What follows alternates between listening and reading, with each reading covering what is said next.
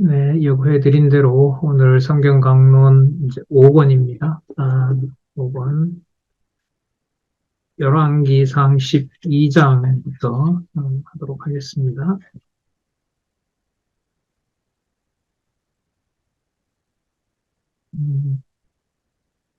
아시는 것처럼 열왕기는 이탈 왕조의 멸망 내용이죠. 그리고 1장에서부터 11장까지 왕조의 이탈 과정을 살펴봤고요.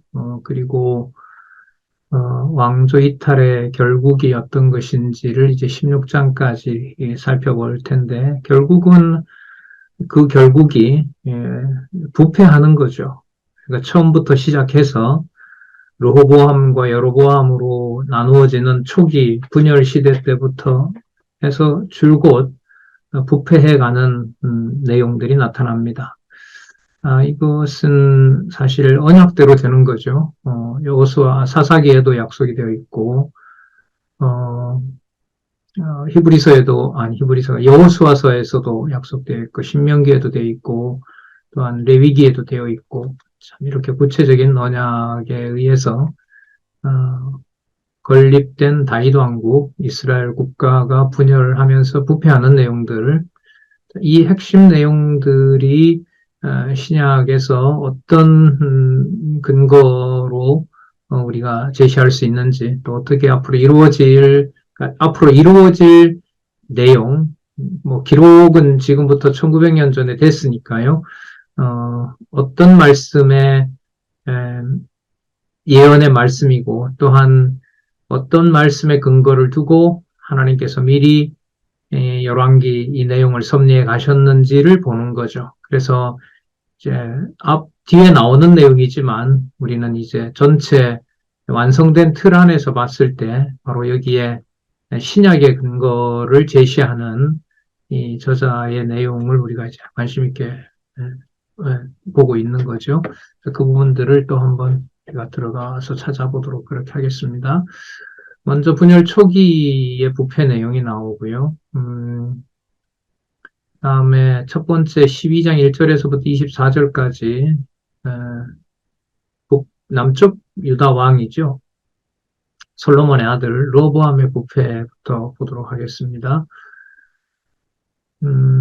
개론 내용 우리 처음에 조금 볼까요? 전체 내용을 좀 파악하기 위해서 이스라엘 백성이 로보암에게 가벼운 멍에를 요구하죠. 세금이 너무 과하다라고 하니까 왕이 이제 거기에 대해서 왕은 노인들과 소년들의 말 중에 이제 세금을 더 징수해야 된다고 하는 소년의 말을 듣게 되고, 그래서 르호보암은 장군이었죠. 솔로몬의 장군이었던 르호보암은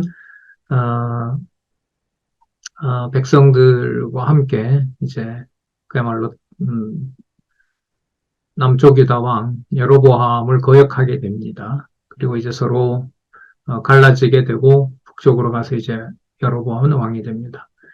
그리고 유다가 르호보암이 이제 나라를 갈라서 가는 북쪽 이스라엘을 침략하려고 하자 하나님께서 내가 그렇게 했으니까 하지 말라고 막으시는 거죠. 그럼 이것만 보더라도 르호보암의 부패라고 하는 이 내용은 자신의 욕심을 채우기 위한 과정에서, 그리고 또 그게 성이 차지 않자 전쟁을 일으킨단 말이죠. 그럼 그런 내용들이 바로 르호보암에 뭐라고 제목이 나와 있냐면 부패라고 나와 있는 거죠. 그러니까 이건 본문 내용을 우리가 잘 모르면 르호보암의 부패가 뭔지를 명확하게 알 수가 없는 거죠. 자, 그래서 이제 르호보암의 부패가 이런 것이다라는 걸 살펴봤고요. 신약 근거는 2211페이지로 가보겠습니다. 중간에 좀 제가 빼먹은 거는요, 여러분들이 좀 채워주시기 바랍니다. 나중에 또 알려주시면 고맙겠습니다. 2211페이지. 두 번째 단락이죠. 두 번째 단락에, 양쪽 가로 1이라고 할 수 있겠죠. 양쪽 가로 1의 정리, 이렇게 보시면 됩니다. 르호보암의 부패에 대한, 내용으로 정리를 해보겠습니다. 정리에 대한 신약 근거, 계시록 11장 15절, 거기 한번 읽어볼까요? 어디서부터 읽어볼까요? 거기 열왕기상 11장 35절에서부터 36절까지 내용을 근거로 르호보암의 부패가 이미 약속되어 있고 그게 이제 이루었다는 말씀입니다. 그리고부터 읽어볼게요. 그리고 일찍이 중요한 부사죠. 성경 강론 전집에서 여호와께서 모세를 통하여 이스라엘 자손에게 나를 사랑하고 내 계명을 지키는 자에게는 천대까지 은혜를 베푸느니라고 언약하신 말씀을 이루어 주시려는 섭리 계시이다.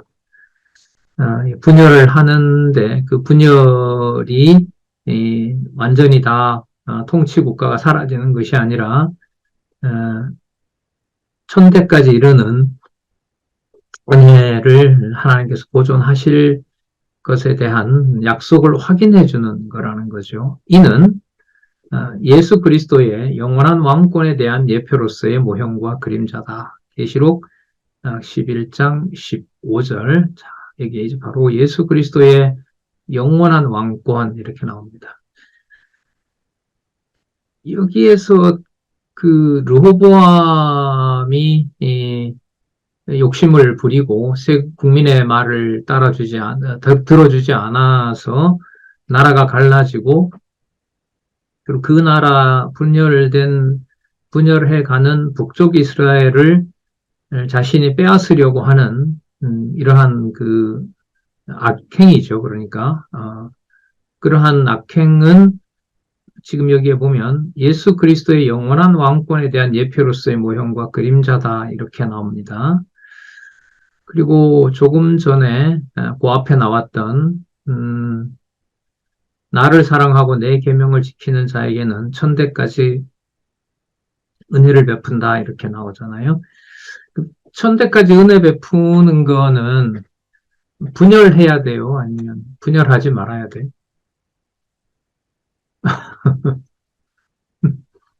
그렇죠. 우리가 일상적으로 생각할 때 상식은 분열하지 말아야죠. 분열하지 말아야 되는데 지금 어쨌든 근거가 뭐냐면 천대까지 은혜를 베푼다고 했거든요. 그리고 이제 그것은 어디 있냐면 어디에 또 근거가 나오냐면 계시록 11장 15절에 예수 그리스도의 왕권이 영원하다라는 것이 또 근거가 되고 있단 말이죠. 이걸 어떻게 연결을 하면 될까요?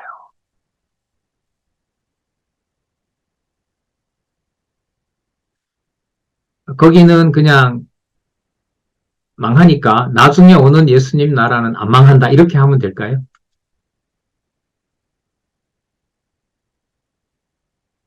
르호보암의 저 나라는 그냥 저렇게 망하지만 나중에 올 나라는 안 망할 거다. 그러니까 안 망한 나라를 보여주기 위해서 망할 나라를 보여줬다. 그 의도일까요? 이 저자의 생각이?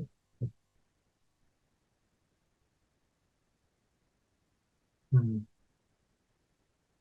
자, 그 앞에 나타난 열왕기상 11장 35절에서부터 이제 36절은 6절을 잘 읽어보면 사실 여기에 답이 다 나와요.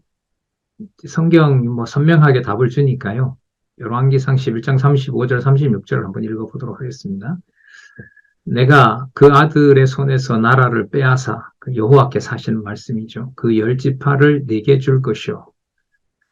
어, 그 아들에게는 내가 한 지파를 주어서 내가 내 이름을 두고자 하여 택한 성 예루살렘에서 내 종 다윗에게 한 등불이 항상 내 앞에 있게 하리라고 예고하신 말씀을 이루어 주시려는 것이다. 그러면 다윗에게 한 등불이 항상 있게 한다는 것은 천대까지 은혜를 베푸신다는 말씀이 되잖아요. 자, 그리고 이것은 그리스도의 영원한 왕권에 대한 그리스도의 왕권은 결코 분열되거나 또 훼손당하지 않는다는 사실을 여기서 보여주고 있단 말이죠. 그러면 이제 하나님께서 이 나라를 다윗에게 한 등불, 다윗의 나라가 항상 있게 하는 방법이 어떤 방법이었어요? 11지파가 함께 하는 것이 아니라 11지파가 이제 어떻게 하도록 하는 거죠? 이탈하게 하는 거죠. 그러니까 우리가 볼 때 이제 분열이라고 하는 것이 항상 있는 나라를 하나님께서 보증해 가시는 것하고 이제 우리가 얘기하는 어떤 통합 또 이제 통일 이런 개념하고는 어, 여기서는 이게 잘 매칭이 안 되죠. 어떻게 좀 다르게 표현을 하면 그 질을 질되게 하기 위해서 질을 더 고급의 양질로 만들기 위해서 불필요한 껍데기나 보조적인 것들을 전부 뭐 해버린다고 할 수 있어요? 다 없애버린다고 할 수가 있겠죠. 저런 것들 전부 어떤 것이다? 부패한 것이다. 부패한 것이다. 그래서 열왕기 제목이 이탈 왕조의 멸망 이렇게 되는 걸로 보면은 그리고 예수 그리스도의 왕권은 영원하다고 했을 때 그리스도의 왕권이 영원하다라고 하는 것은 나머지 유사하게 보이는 어떤 일체 모든 것들 그런 것들이 결국은 전부 다 사라지게 해버린다. 그런 걸 전부 없애버린다라고 우리가 여기서 이해할 수 있을 것 같아요. 아까 그 왕상 11장 35절에서부터 36절까지 나온 그 내용들이 이제 같이 나오잖아요. 하나님의 이름을 두고자 한 그 성에서는 항상 내 앞에 있도록 하는 다윗에게는 한 지파, 다윗 지파, 다윗이 속한 유다 지파만 주고 그렇지 않는 지파들은 전부 이제 멸망시켜 버리겠다고 하는 사실을 여기서 알 수가 있습니다. 그러면 그리스도의 왕국의 영원성이라고 하는 것도 결국은 이게 양의 문제가 아니라 그야말로 질의 문제이다. 그러니까 그 왕국이 영원하다라고 하는 것을 확증하기 위해서 일체 다른 어떤 것도 이게 썩지 않는다. 그게 바로 이제 이 이탈 왕조의 왕조 이탈의 결과에 처음에 나타나는 르호보암 부패에 나타난 신약의 근거라고 할 수가 있습니다. 그러면 이게 역사적 과정으로 진행이 될 때는 하나님의 이름이 담긴 그 나라가 항상 어떠하다는 거예요? 보기에 외부 나라와 비교해 볼 때 외부 나라처럼 세속적인 어떤 국가처럼 유사한 형태를 가지고 있다는 거죠. 그 내용이 뭐냐 하면은 왕조 이탈의 그 결과들을 보면은요. 북쪽 이스라엘만 부패하는 것이 아니라 누구도 같이 부패하죠. 남쪽 유다도 같이 부패하잖아요. 그럼 남쪽 유다가 부패한다는 말은 아까 다윗에게 한 등불을 항상 내 앞에 두겠다는 것하고도 얼핏 이게 맞아요? 안 맞아요? 안 맞잖아요. 안 맞잖아요. 그리고 결국은 남쪽 유다도 망하게 되고 그 예루살렘도 망하게 되고 여호와의 이름이 든 법궤도 옛날 그 블레셋이 차지했던 것처럼 바벨론이 취해 가버린단 말이죠. 성전의 모든 기구와 함께. 그리고 이제 70년 후에 그 여호와의 이름이 돌아온단 말입니다. 그럼 이것은 어디까지나 실체가 아니라 뭐예요? 그림자라는 말이죠. 그런데 여호와의 이름을 관리하는 그 과정은 나중에 신약교회에서 그대로 이루어진단 말입니다. 남쪽 유다가 멸망하고 여호와의 이름까지 여호와의 성전 제목들이 전부 바벨론에게 망한 것처럼 보이는 것이 이 땅에 예수 그리스도의 왕권이 영원하다라는 것을 이미 그 과정에서 보여주고 있는 겁니다. 어, 앞으로 이제 계시록에 있는 근거들이 꽤 많이 나오거든요. 계시록에 있는 근거들이 나오는데 지금 여기 계시록 11장 15절에 나오는 이 근거가 꽤 많이 나와요. 한번 읽어볼게요. 일단은 먼저 계시록 11장 15절을 보시면 일곱 천사가 나팔을 불매 하늘에 큰 음성들이 나서 가로되 세상 나라가 우리 주와 그 그리스도의 나라가 되어 그가 세세토록 왕노릇 하시리로다 이렇게 나오잖아요. 그 어떤 나라가 주와 주의 주 그리스도의 나라가 된다고 그러죠? 세상 나라가 세상 나라가 이제 된다 이렇게 얘기를 하잖아요. 된다 표현을 강조를 많이 했는데 가장 대표적인 게 뭐가 뭐 되는 거예요? 예수님의 본성이 신성이신 걸 증거하기 위해서 제일 먼저 보여주신 표적이 말씀이 육신이 된 것처럼 그 육신 안에 말씀이 있는 것처럼 물이 포도주가 되는 거죠. 그러니까 우리가 이걸 좀 표현을 하자면 이거는 그 양에서 뭘로 바뀐 거예요? 질이 달라진 거죠. 그 질적 변화라고 얘기를 하죠. 그러니까 이 세속에 있는 것이 뭐가 되는 거예요? 영원한 누가 통치하는 영원한 나라? 그리스도가 통치하는 영원한 나라라는 거죠. 그래서 이런 예가 적절할는지 몰라도 여러분들과 이제 저를 이 땅에 귀한 이제 부모님을 통해서 이 땅에 태어나서 가정을 이루게 하시고 거기서 많은 낙을 누리게도 하고 이제 때로는 고생도 하지만 그 인생의 의미도 알아가고 하는 그 일련의 모든 과정이 순조롭게 되는 거 하고요. 순조롭게 된다는 말은 이제 우리의 욕심대로 가는 거죠. 나에게 주어진 것이 이제 많고 넉넉한 상황에서 이제 하나님을 뭐 기억하면 좋지만 기억하지 못하고 그냥 망각하고 살아가는 것이 이제 우리 인생의 그 근본적인 상황이잖아요. 죄인된.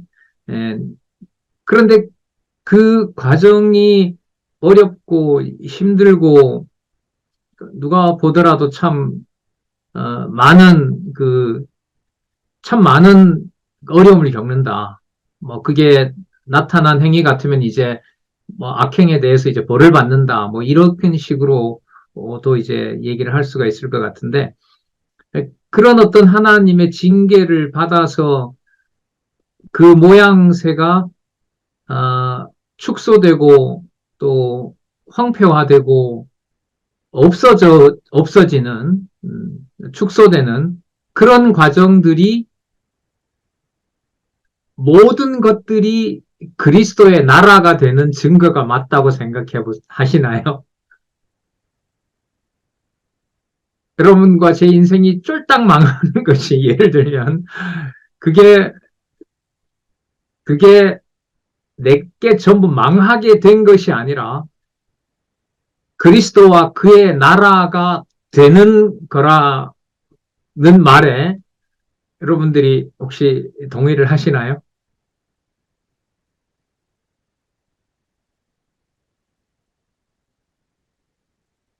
이제 열왕기를 보면 나라가 분열하고 이제 아수르한테 망하고 남쪽 유다한테 망하는 것의 신학적 해석은 장차 그리스도가 받을 고난이라고 얘기를 하거든요.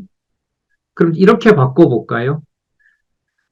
예수님이 본성이 신성이신 사역은 물이 포도주가 되게 하신 거잖아요. 그죠? 그럼 질적으로 완전히 다른 변화를 보여준 거잖아요. 그러면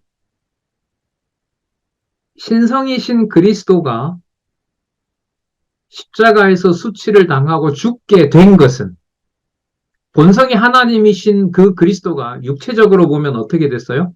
죽게 된 거잖아요.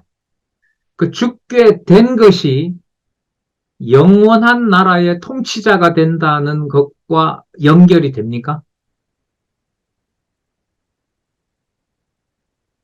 우리 기준으로 보면 뭐 인간적인 어떤 판단으로 보면 그리스도는 본성이신 그 하나님이 육체로 오셔서 그 육체가 이 세상에 하나밖에 없는 그 생명을 어떻게 했어요? 버리신 거잖아요.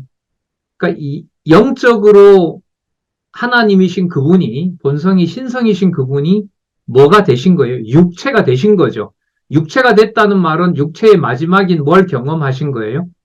죽음을 경험하신 거잖아요. 자, 동시에 이분은 영원한 신성을 가지고 있기 때문에 그 죽으신 그것이 영적으로, 육적으로 보면 죽은 것이지만 그 죽으심으로 인하여 뭐 부활이라는 사건을 생각을 이제 해보면 되겠죠. 죽으신 그 사건으로 인하여 요한복음이 두 단락으로 되어 있는데 크게 첫 번째는 오신이잖아요.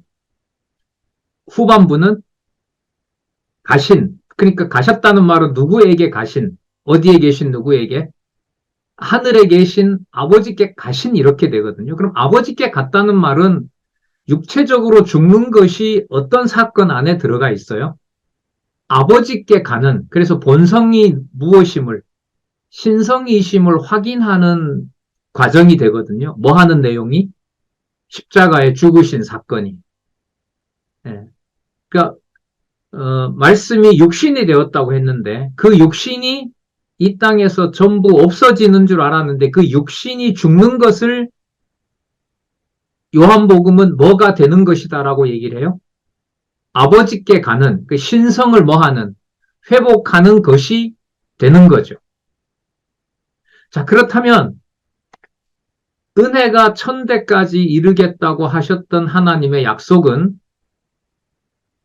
갈라지고 그래서 11나라가 11지파가 가버리고 남는 건 유다 지파밖에 없고 유다를 이제 왕국이 되고 그게 이제 나라가 되는 거잖아요. 유대 나라가 되는 건데 그럼 그렇게 축소된 그것이 눈으로 봤을 때는 결국은 저 유대 왕국도 망했다라고 하는 것에 라는 내용이 열왕기 내용이잖아요.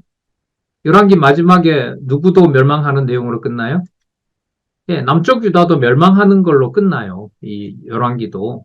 자, 그런데 조금 전에 말씀드린 예수님이 육신으로 오셨지만 그 육신이 본성이 하나님이신 바로 신성을 회복하는 것으로 볼 때 남쪽 유다가 부패하고 점점 망해가고 끝내 망하는 것은 아까 그리스도의 영원한 왕권이 나왔기 때문에 그래요. 육신적으로 다 망해가는 그 과정이 누구의 이름을 보존해 가시는 하나님의 능력이 될까요? 여호와의 이름을 하나님의 말씀이 담긴 바로 그 법궤. 예.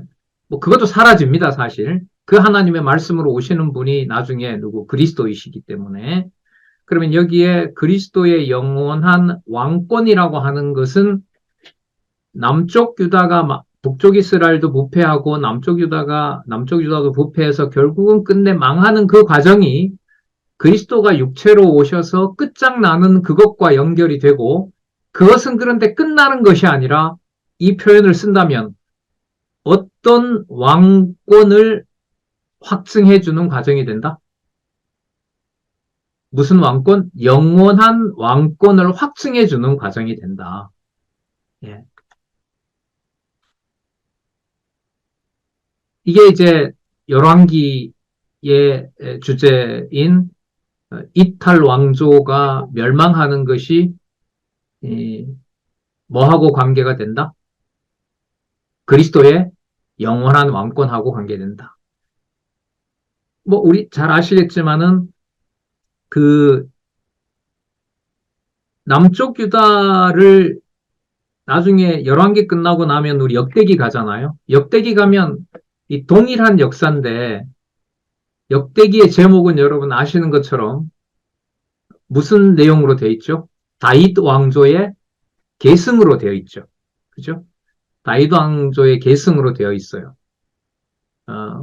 그렇다면은 동일한 내용에 대해서 한쪽은 어디에도 맞추고 이탈해서 결국은 뭐 하는 것으로 망하는 데 맞추고 그 동일한 역사를 한쪽은 뭐가 계승되는 다윗 왕조가 계승되는데 맞춰요. 그러면 계승이 여러분 다윗의 이름이 계승됩니까? 여호와의 이름을 여호와의 방법으로 여호와가 보존하는 겁니까? 후자이죠. 여호와의 이름을 계승하는 거예요.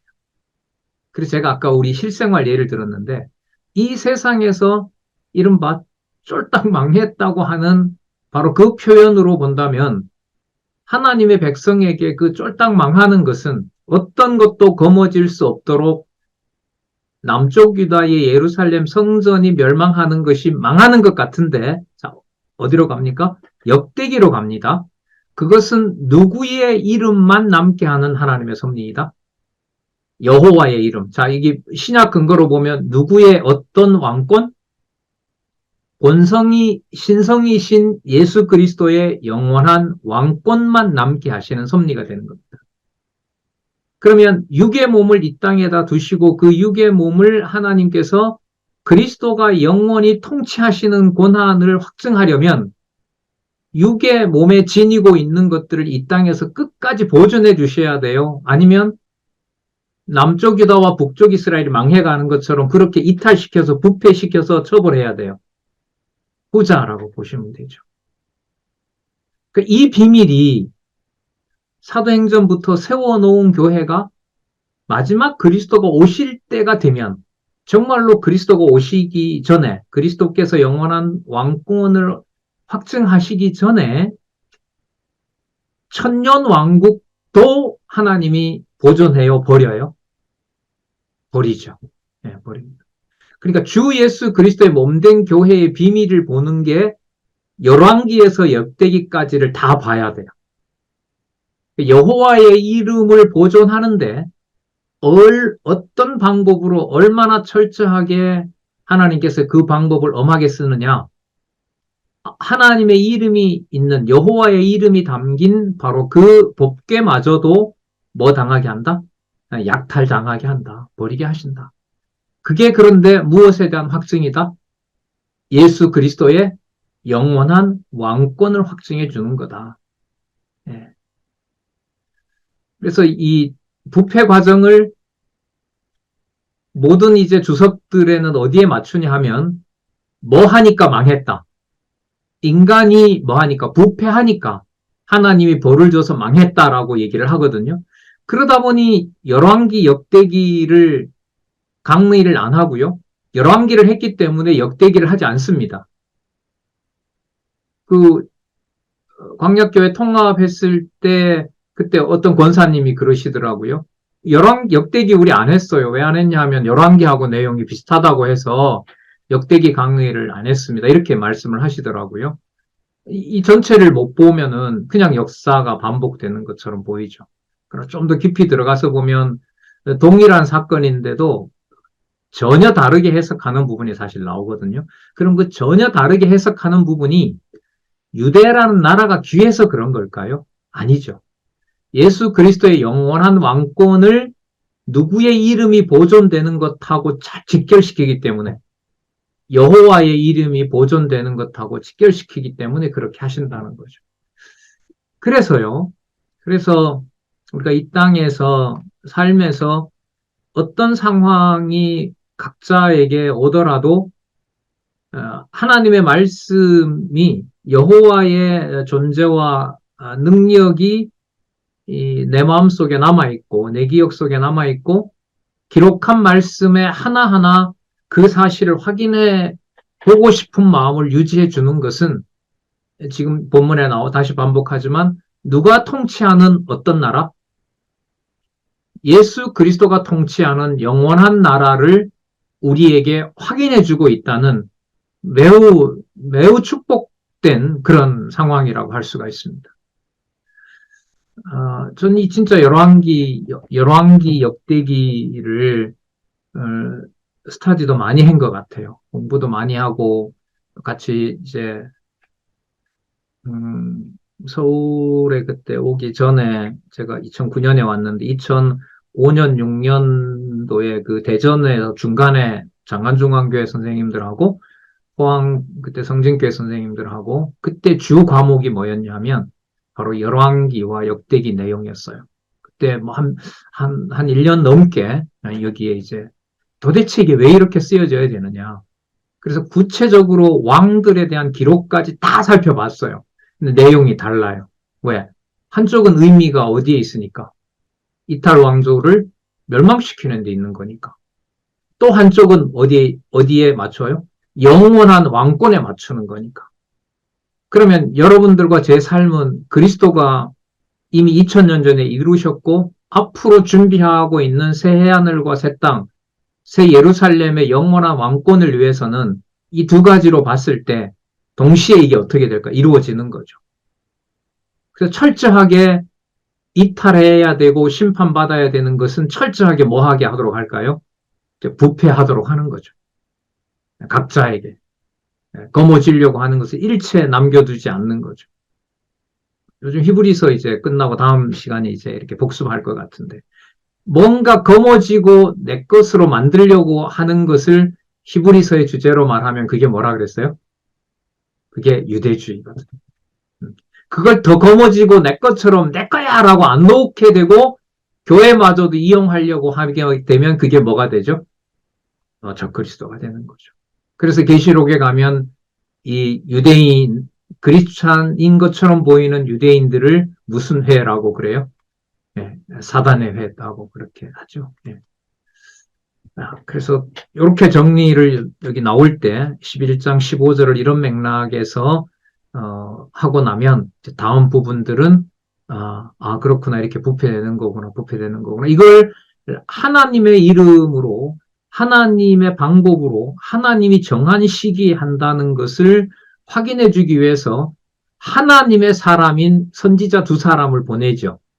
누구와 누구예요? 엘리야와 엘리사를 보내는 거예요. 그래서 그 엘리야와 엘리사 앞에는 수식어가 붙어요. 뭐라고 붙어요? 하나님의 보낸 사람, 하나님의 사람 이렇게 보내는 겁니다. 자, 조금 길었는데 의미가 제가 볼 땐 좀 있습니다. 여로보암의 부패로 가서 볼게요. 부패의 내용 12장 25절에서부터 13장 32절 부패 내용을 한번 보겠습니다. 페이지는 부패한 거 볼까요? 금송아지를 베델과 단에다가 만들어서 제사 지내게 하고요.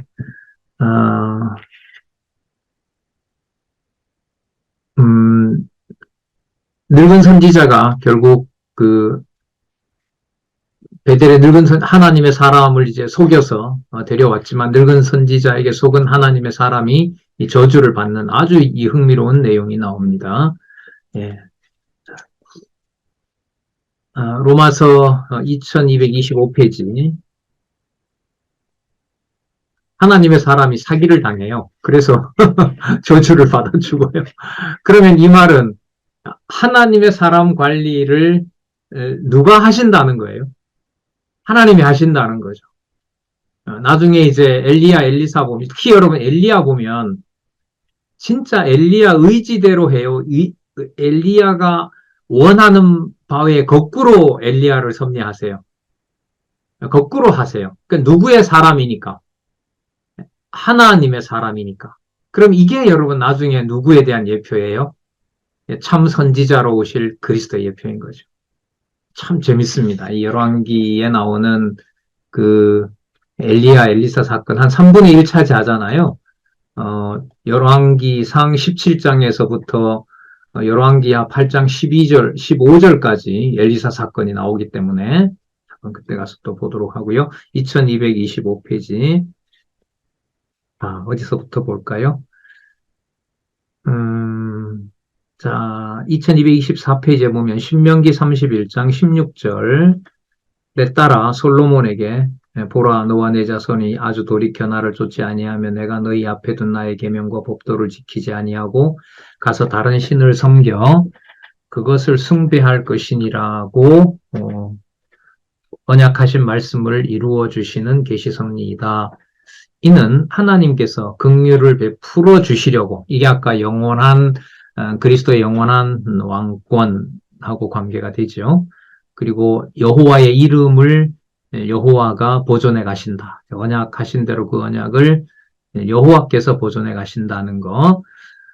이는 하나님께서 긍휼을 베풀어 주시려고 모든 사람을 순종치 아니하는 가운데 가두어 두시는 섭리에 대한 예표로서의 모형과 그림자다.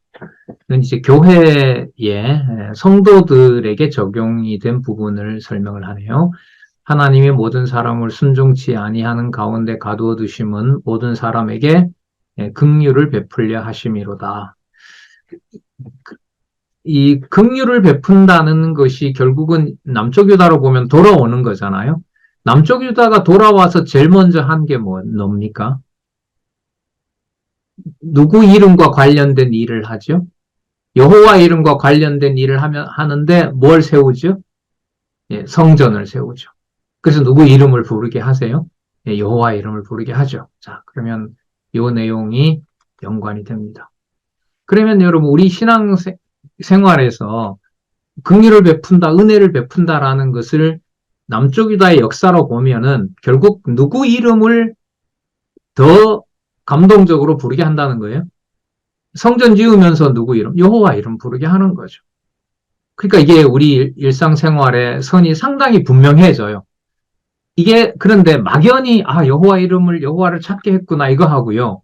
여러분들 어떻게 다 그렇게 하시니까 질문을 받고 한번 스스로 답을 해보시면 말씀을 보면서 기록한 말씀을 따라가면서 여호와를 눈으로 보는 것하고요. 그걸 확인하지 않으면서 이게 또한 여호와가 주권적으로 하시는 거구나라고 하는 것을 깨닫는 것하고 여러분 이게 달라요? 아니면 같아요? 예. 예. 제 기억으로는 빨리 지금 그 말씀을 보고 싶은 생각이 많이 들어요.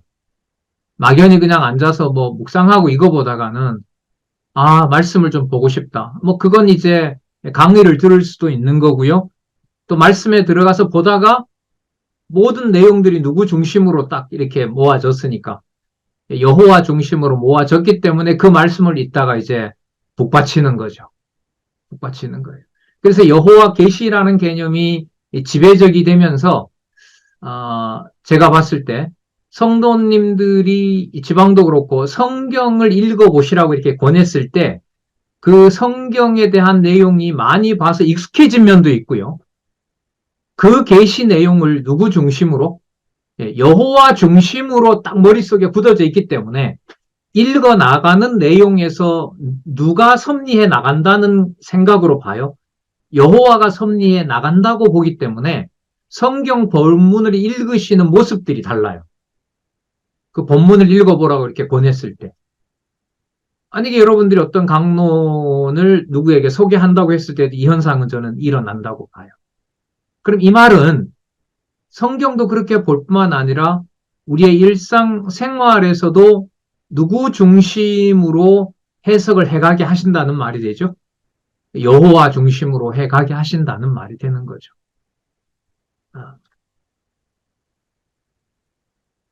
부패의 결과 한번 볼게요. 여로보암의 이 북이스라엘은 결국 망하게 된다고 하고요. 그 처가 변장하고 아이야에게 가서 아들의 장례를 물어보잖아요. 그러니까 멸망당한다라고 얘기를 하고 그 아이가 죽게 되는 일이 이제 벌어집니다. 자, 2, 3, 3에도 같은 신약 근거를 들고 있는데 부패 결과 여로보암이 죽고 병든 아이도 여로보암의 병든 아이가 죽고 왕은 또 지내지만 결국 또 죽게 되는 그렇게 그런 사건들이 벌어집니다. 2, 3, 3에 보시면 자 여기에 보시면은요. 제일 첫 번째 줄에 신명기 28장 15절을 근거로 잡고 있고요. 그 15절 말씀은 보라 내가 내 하나님 여호와의 말씀을 순종치 아니하여 내가 오늘날 네게 명하는 그 모든 명령과 규례를 지켜 행하지 아니할 때에 하면을 아니할 때에 이렇게 바르게 번역했다고 하고요. 이 모든 저주가 네게 임하고 네게 미칠 것이다. 그 다음에 출애굽기 20장 5절 나를 미워하는 자의 죄를 갚되 아비로부터 아들에게로 3, 4대까지 이르게 하겠다. 그 말씀을 이루신 거고요. 이는 하나님께서 긍휼을 베풀어 주시려고 모든 사람을 순종치 아니하는 가운데 가두어 두시는 섭리에 대한 예표로서의 모형과 그림자다. 아까 나왔던 말씀이죠. 로마서 11장 32절 말씀. 이게 이후에 이게 16장까지 계속해서 이 근거가 나옵니다. 그러니까 왕조 이탈의 결과에 대해서는요, 어떤 근거와 어떤 근거가 딱 이렇게 묶고 있냐면, 아까 계시록, 아까 몇 장 몇 절이었었죠? 계시록 11장 15절, 예수 그리스도의 영원한 왕권, 그리고 또 한 구절은 모든 사람을 순종치 아니하는 가운데 가두어 두시면 모든 사람들에게 뭘 베풀려 하심이라? 긍휼을 베풀려 하심이라. 그러면 긍휼을 베푼다라고 하는 것은 어디에 있는 어떤 나라?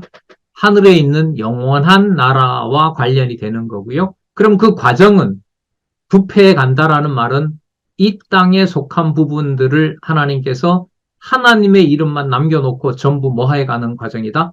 부패하고 멸망해가는 과정이다. 그러면 뭐 고린도 후서에 있는 대로 우리가 날로 새롭다라고 하는 것은 무엇을 전제로 한 질적인 이 변화인 거죠. 양적으로 부패해 가는 것을 전제로 한 질적으로 이 땅에 속하지 않는 하나님 나라의 영원한 통치, 예수 그리스도의 영원한 통치를 확인해 주는 것과 관계가 있고, 그게 여러분들과 제가 보는 말씀에서 그 말씀을 확인해 가는 과정에서 그게 함께 일어납니다. 예. 자, 조금 더 볼게요. 그래서 유다 왕조가 이번에는 부패합니다. 로보암이 부패하고 그 다음에 아비암과 아사도 부패하는 내용이 14장, 15장에서 나오는데 2233페이지 살펴봤고요. 이탈 왕조가 또 부패하는 내용, 나답과 바하사의 부패가 15장 25절에서부터 16장 18절까지 나타나고요. 그 다음에 왕들과 그 다음에 이스라엘 왕제 아합이 등장하네요. 아합이 부패하는 내용이 나타납니다. 2261페이지.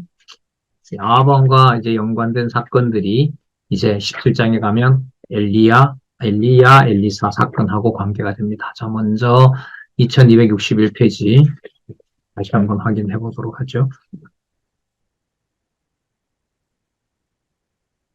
그 중간에 첫 번째 단락 중간에 신명기 31장 16절. 자, 신명기 근거에 의해서 이스라엘 나라가 특히 북쪽 이스라엘이 부패한다는 말씀이 이루어졌다고 하긴 하고요. 이는 자 신명기 31장 16절이라고 하는 로 시작하는 내용 끝에 부분에 이는 하나님께서 긍휼을 베풀어 주시려고 모든 사람을 순종치 아니하는 가운데 가두어 두시는 섭리에 대한 예표로서의 모형과 그림자다. 로마서 11장 32절. 그리고 2262페이지에 가시면 열왕기 상 15장 25절에서부터 16절까지 양쪽 가로 3이 됩니다. 양쪽 가로 3 이탈 왕조의 부패에 대해서 근거를 제시하고 있습니다. 한번 볼게요. 자, 먼저는 어디냐면 먼저는 15장 1절에서부터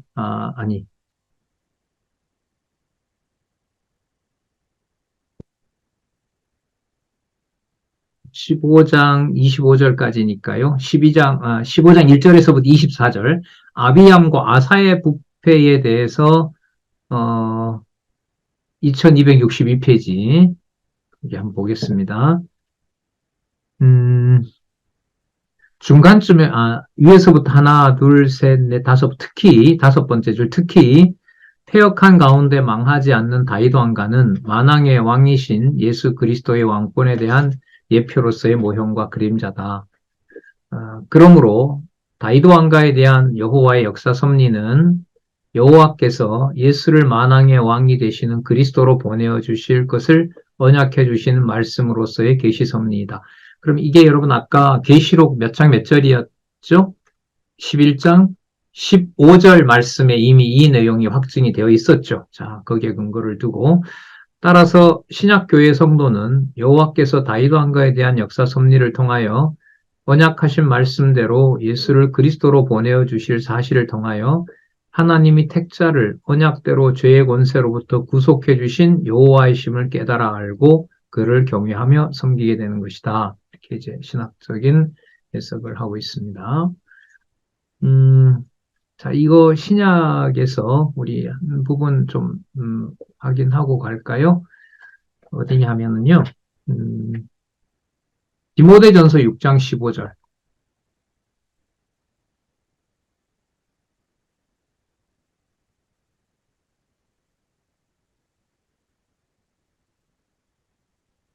디모데전서 6장 15절 됐습니다. 제가 찾아볼게요. 기약이 이르면 하나님이 그의 나타나심을 보이시리니 누가 나타나신다고 해요? 하나님이 나타나신다고 해요.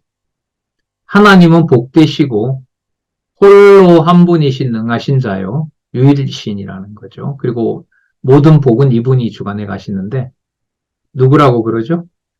만왕의 왕, 만주의 주라고 얘기를 합니다. 그런데 바로 이분이 계시록 17장 14절에 가면 누구시죠? 만왕의 왕, 만주의 주가 되시는 그리스도이십니다. 17장 14절. 저희가 어린 양으로 더불어 싸우려니와 어린 양은 만주의 주요 만왕의 왕이므로 저희를 이기실 터이요. 또 그와 함께 있는 자들 곧 부르심을 입고 빼내심을 얻고 진실한 자들은 이기리로다. 자, 그러면 누구와 누구의 구분은 없다? 네, 아버지와 아들의 구분은 없고 어디에서는 영원한 나라에서는 아셨어요? 영원한 나라에서는 아버지와 아들의 구분은 있을 수 없습니다. 하지만 아버지는 아버지이고요. 아버지는 아버지고 아들은 아들입니다. 혼돈되어 있는 게 아니에요. 자, 또 한번 확인할까요? 계시록 요한계시록 19장 16절.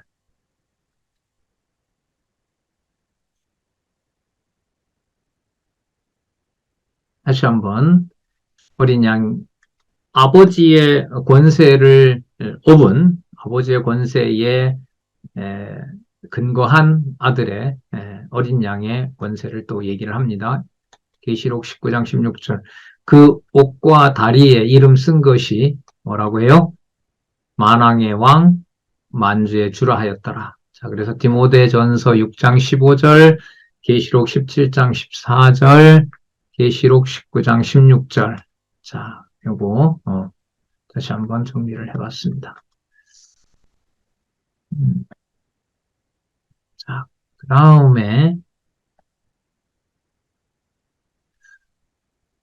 그 다음 단락에 보시면은요. 열왕기상 15장 25절에서부터 16절 이탈 왕조의 부패에 대한 정리입니다. 요건 중간쯤에 이러한 계시 섭리는 6번째 줄이네요. 요 단락 밑에서 두 번째 단락 중간쯤에 위에서부터 6번째 줄. 이러한 계시 섭리는 만왕의 왕이신 예수 그리스도의 왕국을 대적하는 세상 나라가 뭐 할 것에 대한 부패할 것에 대한 예표로서의 모형과 그림자다.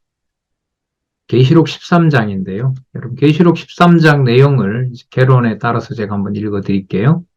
18절까지 있는데 13장 1절에서부터 4절은 십각칠두 짐승 및 용에게 땅이 경배하며 짐승을 찬송합니다. 상황은 짐승과 용에게 땅들이 전부 경배합니다. 그 다음 5절에서부터 10절에 보면 짐승이 받은 권세와 승리로 인해 인내가 있음을 알려줍니다. 그 짐승이 승리하니까 교회가 견딘다는 것은 매우 어려운 상황이죠. 11절에서부터 12절에 보면 두 뿔 짐승이 먼저 나온 짐승과 똑같은 권세로 주관합니다. 자, 그 다음 13절에서부터 14절에 짐승이 하늘에서 불이 내리게 하는 이적을 행해 미혹합니다. 그러니까 거의 이거 누구 능력이에요? 거의 하나님 능력이죠. 그러니까 이 지상에서는 누구든 여기에 굴복하지 않을 수 없도록 그야말로 창조주, 심판주의 노릇을 다하는 자가 마지막 날에 있는 겁니다. 그러니까 이게 여러분, 이 저자는 뭐하고 연관을 시킨 거예요?